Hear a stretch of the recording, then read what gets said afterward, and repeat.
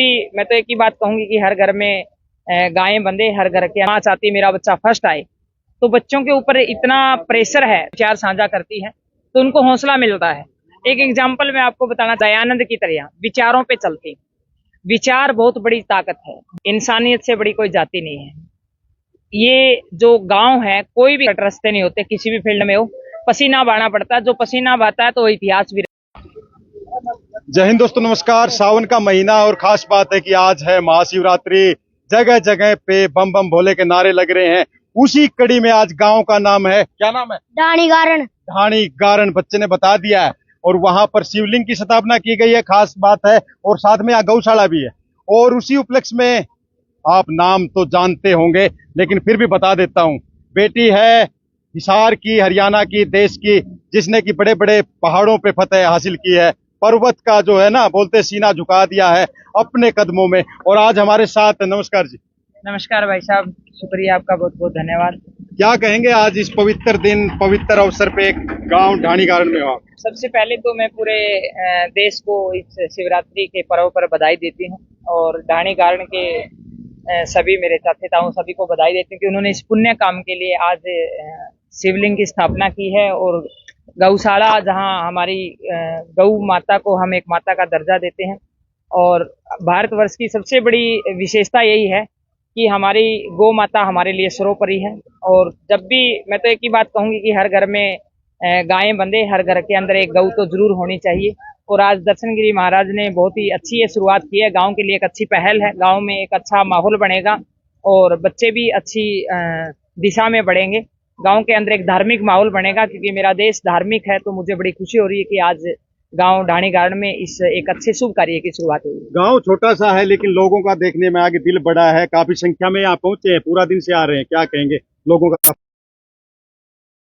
ऊपर कार्यक्रम किए, लेकिन पीछे लगभग 4 साल से मैं बरुवाड़ा हल्के में काम कर रही हूँ और हमने 100 से ऊपर कार्यक्रम किए हैं। मैं एक बात कहती हूँ, यहाँ जितने भी गांव देखे, चाहे वो ढाणी गारण है, बैबलपुर है, बाडो पट्टी है, ये सारा इलाका ही आपको बड़ा मजबूत दिल वाले लोगों का मिलेगा। मतलब दिलदार लोगों की नगरी है ये।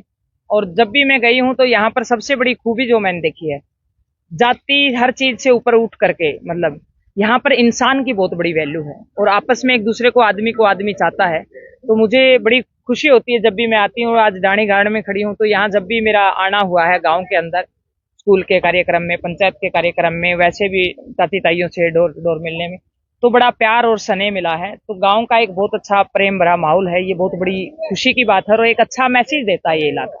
बच्चे बहुत कुछ सीख रहे हैं आपसे, और खास करके आप जब भी मौका मिलता है तो बच्चों को जरूर गाइड करते हैं, मार्गदर्शन करते हैं। तो क्या कहेंगे कि उस पे आपकी क्या पहल है कि बच्चे आगे बढ़े? देखिए, सबसे बड़ी बात हमारी मैन जो पौध जिसको कह देते हैं, हमारी मैन जो खेती है, हमारी जो भविष्य का जो वास्तव में हमारी जो ताकत है वो बच्चे हैं। और हमने बच्चों के ऊपर अगर काम नहीं किया तो हम भविष्य का भारत कैसा देखेंगे। तो आज बच्चों को हमने, मोबाइल का जमाना आ गया है तो मोबाइल के नशे से भी बचाना है। और आजकल नशा भी इतना बढ़ गया है तो बच्चों को उससे भी बचाना है। दूसरा सबसे बड़ा, बच्चों के ऊपर एक डिप्रेशन बढ़ गया है कि मेरा बच्चा, हर बच्चे माँ चाहती है मेरा बच्चा फर्स्ट आए। तो बच्चों के ऊपर इतना प्रेशर है तो हमने बच्चों को हल्के से रखना है और उनको एक हेल्दी डाइट भी देनी है और हेल्दी विचार भी देने हैं। तो मेरा अपना मानना है कि जितना हम बच्चों से जुड़ेंगे, उनके साथ बातचीत करेंगे, उनको हम अच्छे रास्ते दिखाएंगे और उनको प्रेरित करेंगे अच्छे कामों के लिए, और जितना हम यूथ को जोड़ेंगे तो उतना ही हमारा देश खूबसूरत होगा और हमारा देश हेल्दी होगा और हमारा देश मजबूती की तरफ बढ़ेगा। आपके साथ कई चीजें जुड़ी हुई है। आप प्लेयर भी हैं और खास बात है कि महिला भी हो, और अभी जो देखने में एक कह सकते हैं कि मोटिवेशनल स्पीकर भी हो। तो महिलाओं से आप मिलते हो तो क्या, मतलब जो इस इलाके की खासकर महिलाएं हैं, क्या आपको कहती है और क्या आप कहते हो? देखिए, महिलाएं हौसला बढ़ता है जब वो मुझे काम करते हुए देखती हैं। रात को भी जब मैं जाती हूँ कार्यक्रमों में, दुख सुख में बैठती हूँ उनके साथ, हर उनके विचार को मेरे साथ वो विचार साझा करती हैं तो उनको हौसला मिलता है। एक एग्जाम्पल मैं आपको बताना चाहती हूँ। मेरे पास अभी एक मैसेज आया कि बहन जी, मैंने आपकी वीडियो देखनी शुरू की और लगभग मेरी उम्र 45 साल है और मैं 3 साल से आपकी वीडियो देख रही हूँ। पिछले साल मैंने 9th क्लास से छोड़ दिया था। मैंने अभी 10th क्लास करके और अपनी डीएमसी भेजी कि मैंने अपनी पढ़ाई शुरू कर दी है। तो मुझे बड़ी खुशी होती है जब महिलाएं घर से बाहर निकल करके अपनी जिम्मेवारी संभालती हैं, काम करती हैं, सर्विस में लगना चाहती हैं वो अपना व्यक्तिगत अपने आप को स्ट्रॉन्ग करना चाहती है, तो मुझे बड़ी खुशी होती है। और वो मेरे से बड़ा जुड़ के ये कहती है कि अनीता जी आप आगे बढ़ो, हम आपके साथ। आपके जो प्रोग्राम होते हैं उनमें खास चीज देखने को मिलती है कि भीड़ इकट्ठा हो जाती है, जबकि कई नेता है, बड़े बड़े नेता भी भीड़ इकट्ठी, ऐसा क्या आप पिलाते हो, क्या सिखाते हो, क्या बताते हो जो भीड़ इकट्ठी मैं कुछ नहीं पिलाती भाई साहब, हम तो पानी तक नहीं पिलाते। अच्छा। मैं स्वामी विवेकानंद और दयानंद की तरह विचारों पे चलती। विचार बहुत बड़ी ताकत है, विचारों की शक्ति है, ये ब्रह्मांड विचारों पर ही आधारित है। जब स्वामी विवेकानंद जी शिकागो में गए थे और उन्होंने पहला भाषण अमेरिका के अंदर दिया था, तो वो भाषण जब पूरी दुनिया में वायरल हुआ था, जो स्पीच जो गई थी, उसने ही हमारे देश को विश्व गुरु की तरफ लेके गए थे, हमारा देश विश्व गुरु बना था।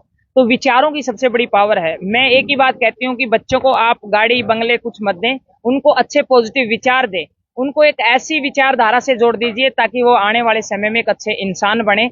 मैं सारा प्रोग्राम एक विचारों के ऊपर करती हूँ, अच्छे पॉजिटिव विचार, हमारी संस्कृति, हमारी धरोहर, हमारा खान पान कैसा था, हमारे रीति रिवाज कैसे थे, हमारा भाईचारा कैसा था। और सबसे बड़ी बात, मैं दिमाग लगा के नहीं चलती क्या होगा क्या नहीं होगा, मैं दिल से चलती हूँ। और जब आप लोगों से दिल से जुड़ते हो, जब आप लोगों को देने के भाव से लोगों से जुड़ते हो, लेने के भाव से नहीं, देने के भाव से, तो लोग आपको प्यार देंगे।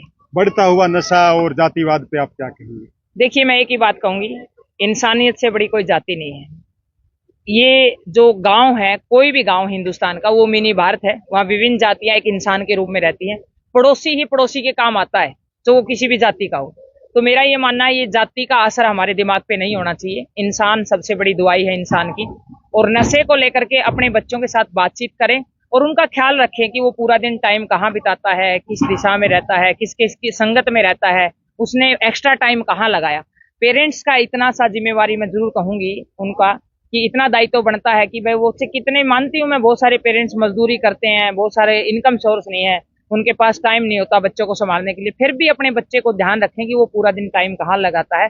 और अगर बच्चा गुमसुम दिख रहा है तो पूछें कि वो किसी न किसी ने, क्योंकि सूखे नशे में बच्चा गुमसुम सा हो जाता है, मतलब बात नहीं करता है या अलग सा रहने लग जाता है, कट जाता है परिवार से, समाज से। तो ऐसे बच्चे की काउंसलिंग कराएं और उस बच्चे को, जहां मेरी वीडियो ये जाए, तो मैं पेरेंट्स को कहूंगी उस बच्चे को हमारे से जोड़ दें, हम उस बच्चे को एक अच्छा इंसान बनाने का काम करें। आप एक सफल पर्वतारोही रहे हैं, कोई और बच्चा, कोई और बच्चे जो इस तरह का प्रयास करना चाहे, आगे बढ़ना चाहिए क्षेत्र में, तो क्या कहेंगे? मैं उसका स्वागत करती हूँ और मेरी तरफ से मैं उसका मार्गदर्शन बिल्कुल करूंगी, वो आगे बढ़े और मेहनत करे। मैं एक ही बात कहती हूँ, कामयाबी के कोई शॉर्टकट रास्ते नहीं होते, किसी भी फील्ड में हो पसीना बहाना पड़ता है, जो पसीना बहाता है तो वो इतिहास भी रचता है। तो कह सकते हैं कि भोले बाबा की कृपा इस एरिया, खास करके बारिश यही हुई है। हाँ भाई साहब, बिल्कुल। मैं जब आ रही थी तो सरसोद से बारिश होनी शुरू हुई थी, तो बिल्कुल है, शुभ कार्य के लिए परमात्मा भी खुश होता है। जब भी जहाँ बारिश नहीं होती थी, पहले हवन यज्ञ करते थे लोग, और उस हवन यज्ञ के कारण बारिश होती थी, गुलगुले उतारती थी महिलाएं। आज तो गुलगुले बंद हो गए, नुका राम बारिश नहीं करता। मैंने कहा थोड़ा कढ़ाई में तेल भी जला लिया करो।